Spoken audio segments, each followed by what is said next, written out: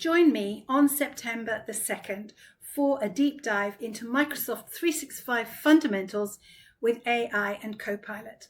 We're going to cover 4 two-hour sessions, all delivered via Microsoft Teams, Tuesday mornings, the 2nd, 9th, 16th and 30th of September. Each session is going to be 2 hours in length. I think I already said that.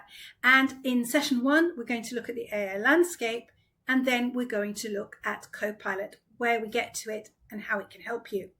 In session 2, we're going to look at Microsoft Word and Excel.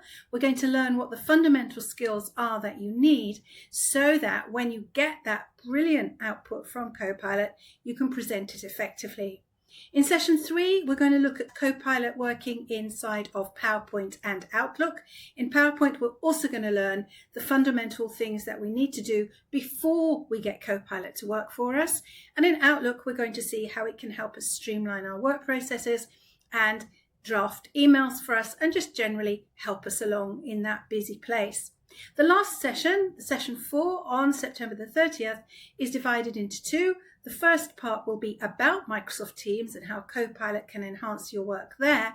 And then we're going to do a wrap-up project where you are going to put all the skills that you've learned throughout the course into action.